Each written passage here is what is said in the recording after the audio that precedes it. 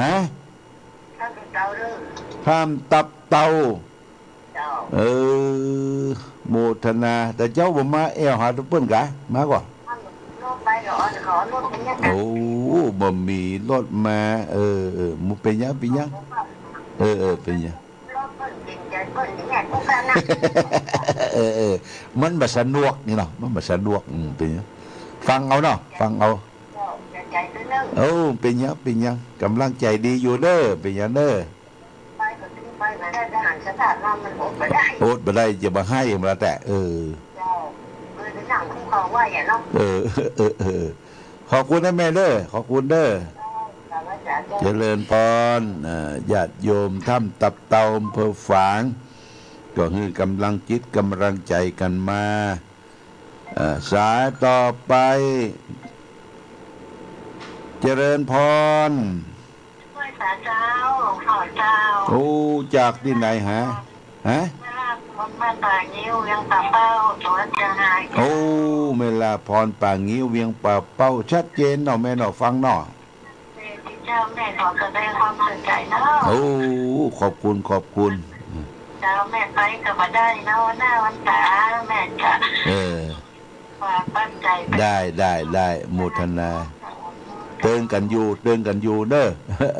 กำลังใจดีอยู่เด้อแม่เด้อขอบคุณโมทนาสาธุนะสวัสดีเจริญพรอาสาต่อไปญาติโยมสายต่อไปเจริญพรแม่คำนวณโอ้สวัสดีเด้อนึกว่ารับแล้วแม่คำนวณมารับเจ้าเนาะวันแรกคนนะเจ้าฟังชัดเจนก่อนเนาะชัดเจนเจ้าเป็นกำลังใจหลวงพ่อเด้อขอบคุณเด้อขอบคุณเป็นยังแม่บันหลังก็ทำบุญสุนทานด้วยกันขอบคุณแม่คำนวณอยู่ดีมีสุขเด้อแม่คำนวณบ้านดินดำปู่แจ่มซ้อนลำปางญาติโยมนะอาสาต่อไปเหลื่อมสัก 4-5 นาทีเจริญพรโยมป่าจันครับกราบนมัสการครับวัดดีขอแสดงความเสียใจด้วยนะครับวงจรกระทำไฟฟ้าลัดวงจรว่าช่วยบ่ได้ให้ปะทูนะเอาไหนบัดตันแน่บ่ทำไมครับของพ่อน่ะกะก้อยบนหน้าไม่โครงสร้างอย่างดีอยู่แต่ตั้งปืนตั้งผมตั้งอย่างนี้ไม่บัดอนุภาพของเปิดก็ไม่เสี่ยงครับนะฮะไม่เสี่ยงครับน่ากะเป็นอนุภาพของเปิดครับได้น่ากะมันเป็นวาระเนาะเป็นวาระวันนี้เนี่ยผมฟังได้หมดเลยครับเนี่ยโมทานาเด้อครับแต่เจ้ามาหลายขึ้นสีขาวมาหลายเน้นก็มาเน้นหยาเน้นรัดเนาะเน้นรัดมาโมทนาขอบคุณเด้อพี่น้องป่าจันเด้อขอบคุณโมทนาโยมบ้านป่าจันเวียงป่าเป้าก็เป็นห่วงเป็นหามเจริญพรโอ้จากที่ไหนแม่บ้านบวกว่าไงบวกลีเนาะฟังชัดเจนเนาะแม่เนาะโมทนาฮะไฟไหม้วิหารหลวงพ่อมันมี2 ชั้นมันไม่ชั้นบนชั้นลูกมีวิทยุมีเนี่ยยังอู้ได้อยู่เนอะหน้าหอนี่ต้องระมัดระวังโยมเนาะพี่น้องขอบคุณนะแม่เด้อขอบคุณพี่น้องบ้านบวกด้วยเด้อขอบคุณโมทนาปัสสาธุบัดดีอาสาต่อไปญาติโยม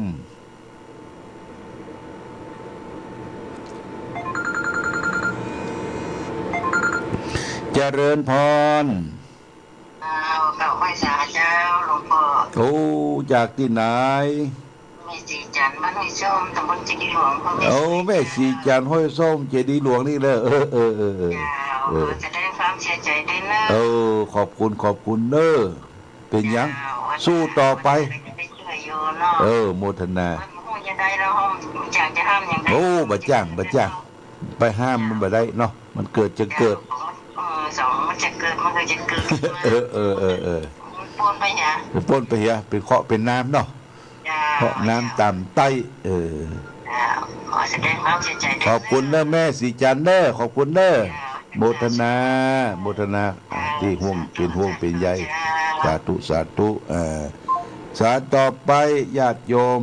เอาละสายสุดท้ายพ่อบุญธรรมมาแล้วเจริญพรพ่อบุญธรรมครับไว้จ้าครับวัสดีเป็นกำลังใจหลวงพ่อนะครับขอบคุณหลายแม่น้องเพื่อจะมามกำเนอะมีโอกาสแต่พยายามหาอยู่ได้แม่น้องว่าสักวันจะป้ากันไปอีลูกแม่น้องว่าละโอกาสกันเนาะโอกาสวันหลังนี้ว่างกิจการงานต่างๆแล้วก็มาเอี่ยวพอเนาะ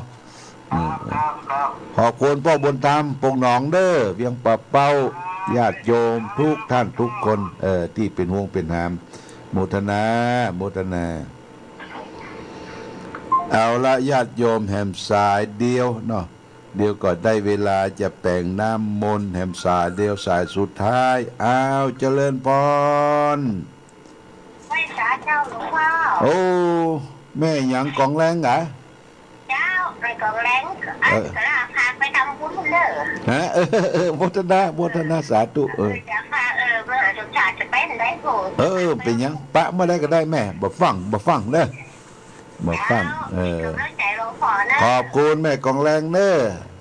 เจ้าอยู่ดีมีสุขเจริญพรเอาละญาติโยมท่านสาธุชนทั้งหลายหลวงพ่อก็คงจะใช้เวลาอู้จากันเพียงเท่าอี้ก่อนวันพุกวันฮือเขามีโอกาสก็จะได้พบปะกันต่อไปบัดนี้ได้เวลาเป็นมังคละมงคลจะได้แป่งน้ำมนต์ฝากไปให้พ่อแม่พี่น้องศรัทธาญาติโยมณโอกาสบัดนี้เน้อเจิญเทวบุตรเทวดาเข้าบ้านก่อนปริตูนาเมตังสเมตาปตันตาเวกิตาจิตาปริตังวนันตุสักเคกาเมจะรูเปคิลิสิขลตาเตจันตริเคบิมาเนทิเปลาเตจะคาเมตลวนาคาเนเคหะวัตถุมิเคเตปุมัฏฐาเตโยยตุโรกปาระราชายามราชาอินโตเวสสุวรรณราชาริยเมตไตโยโพธิสัตตาวากาทโยอริยสาวากาจะปุถุชนากัลยาจะสัมมาทิฏฐิเยวะพุทเทปัสสนาธัมเมปัสสนาสังฆปัสสนาพุทเทสกลวะธัมเมสกลวะสังเคสกรวะอิโตทานะโตยาวะปรัมปราอิมัสมิงสุจักวาเรสุเทวตานังมุนิลวะจันนังสาทะโวโนสุนันตุธรรมสวนาการโรอายัมภตันตาธรรมสวนาการโรอายัมภตันตาธรรมสวนาการโรอายัมภตันตาสัมมันตาจักวาเรสุอัทราคาสันตุเทวตาสัทธัมมังมุนิลาสัสสะสุนันตุสกโมขะทังนะโมตัสสะภะคะวะโตอะระหะโตสัมมาสัมพุทธัสสะนะโมตัสสะภะคะวะโตอะระหะโตสัมมาสัมพุทธัสสะนะโมตัสสะภะคะวะโตอะระหะโตสัมมาสัมพุทธัสสะพุทธังสรณังกัจฉามิธัมมังสรณังกัจฉามิสังฆังสรณังกัจฉามิตุติยัมปิพุทธังสรณังกัจฉามิตุติยัมปิธัมมัง สรณังกัจฉามิทุติยัมปิสังฆังสรณังกัจฉามิตติยัมปิพุทธังสรณังกัจฉามิตติยัมปิธัมมังสรณังกัจฉามิตติยัมปิสังฆังสรณังกัจฉามิสัมพุทเทปะอัตวิสัญจตวัตตันตสังหัสสะเกปัญจสัตตสังหัสสานินามามิสิลาสาหังเตสังธรรมันจะสังคัญจาทะเลนะนามามิหังนามากาลานุภาเวนะหันตวาสัพเพอุปัฏฐเวอเนกาอันตรยาปิวินาสันตุอาเสสะโตสัมพุเตปัญจปัญญาสัญจจตุวิสติสังหัสสะเกสัตตสัสสังหัสสานินามามิศีลาสาหังเตสังธรรมัญจาสังคัญจาอาทะเลนะนามามิหังนามากาลานุภาเวนะหันตวาสัพเพอุปัฏฐเวอเนกาอันตรายาปิวินาสันตุอาเสสะโตสัมพุเท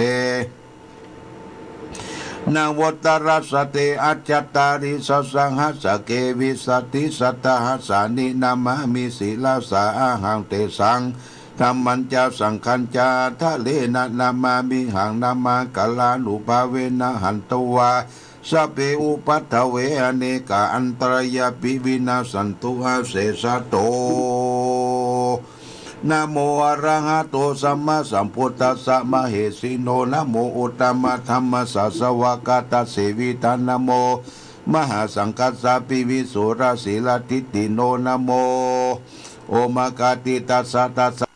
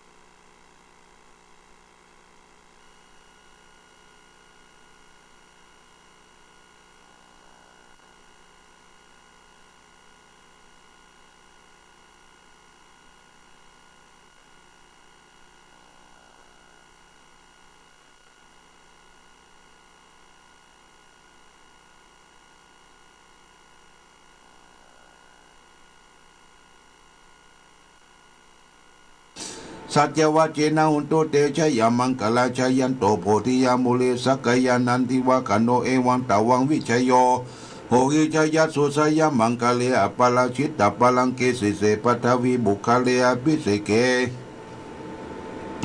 สัพพพุทธานังอาคาปโตปโมทติสุนักตังสุมังกลังสุปปะตังสุติตังสุขโนสุโมโตจะสุยิตังพระมจาริสุปัฏกินังกายกัมมังวาจากัมมังปัฏกินังปัฏกินังมโนกัมมังปณิทิเตปัฏกินาปัฏกิตานิทัตวนาลปัฏกิเนโสอัทธรโตสุกิโตวิรุณโหพุทธศาสเน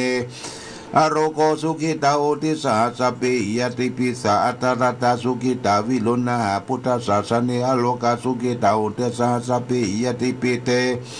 อัตตรตาสุขิตาวิลุณหาพุทธศาสเนอโลกาสุขิตาโอติสาสเปยติปิสกตัวพุทธรัตนังสกตัวธรรมรัตนังสกัตัวสังฆลัตนังโอสตังอุตมังวลังหิตังเทวมนุสันนังพุทธเตเสนาโสตินานาสันตุปัตตวาสเปทุขาสเปพยาสเปโลกาวุปัสสมินตุเตเพสัจจังเทวมนุสันนังกตุกันติติตังละสังอัมพิลังลาววันเจวสัพพปยติวินาสันตุเอกตวิติจตุปัญจสัตตินันตถายวัตุขาวินาสันตุชีวิทานังทัตันตุเตชีวิทานันตตันตสายุวันนังสุขังพลังชีวิทานันอุภาเวนะหุนตุเตโบสุขิตตาชีวิทานันจโยทัตตาอุสตังอุตมังวรังสลีลังทุกังนาเจติเพสตังธนามุตตมันตสมะกะลยากะลยังนัจยังสัพพยังปุญญานิปะละโลกัสสมิปฏิตาโหติสัพพปฏินาโอนิปฏินาอิมินาชีวิตานะตุงกิงกิงภวิสติทุกายุกัสสตาโหตุสุขิตาโหตุสัพพตาโยโตทัตติสักจังศีลวติตุตาติตุนันนาตันดังวรังตัตัวชีวิตันดังมหาปรังเอวังเมติกาเอสายติตังปุญญาสัมปตัตตัสสมาทีราปัสสังสติปันติตากตาปุญญาติอาติอุณจาวิจัยโยนิติโตอธิโลกิศีลกุโนสัจจังสุริยุตยาเตนะสัจเจนะกหามิสัจจกิริมุนตลังอาวจิตวธรรมะพลังชลิตัวบุปเกสินิสัจจปรมวัสสายสัจจกริยสันติปะขาปัตนาสันติปัฏฐาอาวันจนามาตาปิตาชนิกันตังชะตะเวตังปฏิกรรมสหเจเตปฏิมหามหาปัจฉลิตุสิกิวัตสีสิโสลติกลิอุตกังปัตตวยตาติเกสัจจิสัจเจตมิสัตโตอิตามิสัจจปรมิติพวันตุสัพพมังกลังละกันตุสัพพเทวตาสัพพทุกขาวินาสันสัพพทุกขาวินาสันตุพวันตุสัพพมังกลังละกันตุสัพพเทวตาสัพพธรรมานุภาเวนัสสตาสุติงภวันตุเตภวันตุสัพพมังคลังละขันตุสัพพเทวตาสัพพสังฆานุภาเวนัสสตาสุติงภวันตุเตอโรคยาปรมาราภาสันตุติปรมังทานังวิสัสสาปรมายตินิพพานังปรมังสุขัง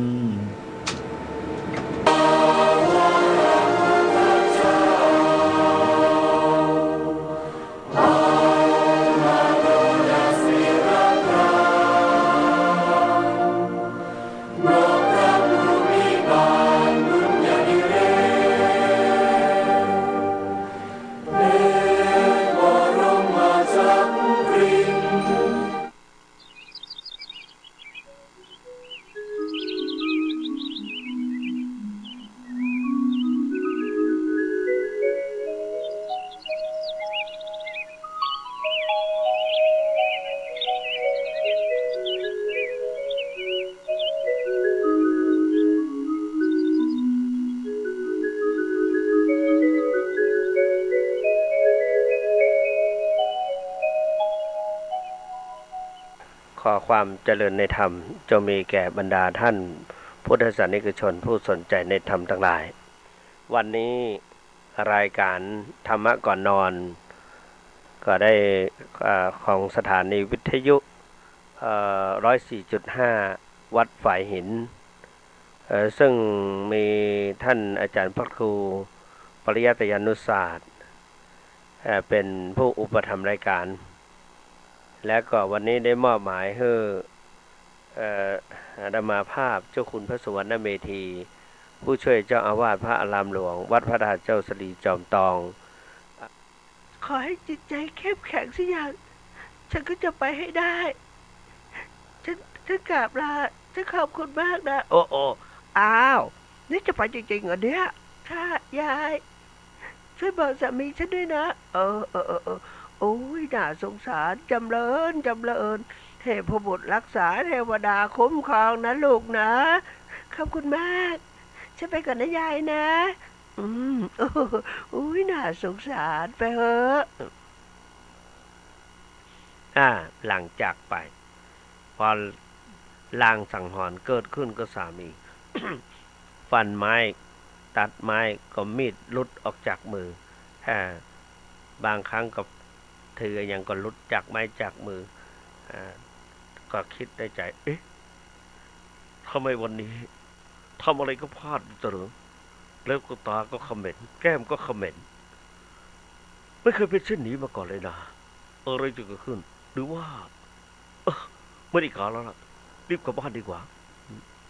สามีกลับมาพอทราบข่าวจากตายายไปนานแล้วยังยายเพิ่งออกไปสักพักหนึ่งเนี่ยตามไปสิอันรถทางอันตรายแน่สิมัวชักชัยนะถ้าอย่างนั้นฉันไปก่อนนะโอ้รีบตัวไปพอไปถึงภรรยาเจ็บท้องก็ซักก็เสิงนี่เป็นไงบ้างแม่ฉันปวดท้องแล้วค่ะฉันคงไม่ไหวแล้วมาเราไปที่ต้นไม้นะไต่ต้นไม้นะค่อยบอกเบาหน่อยแม่ฉันเจ็บแล้วค่ะแม่ฉันทนไม่ไหวทนเอาหน่อยฉันนะดิฉันไปหาน้ำมาก่อนอย่าเพิ่งไป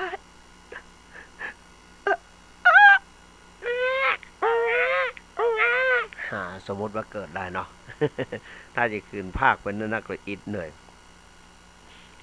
พอเกิดมาแล้วเนี่ยพอ พักผ่อนพอสมควรแต่พักผ่อนพอสมควรคนนี้ก็นายคนนี้ก็บอกว่าปอบเมีย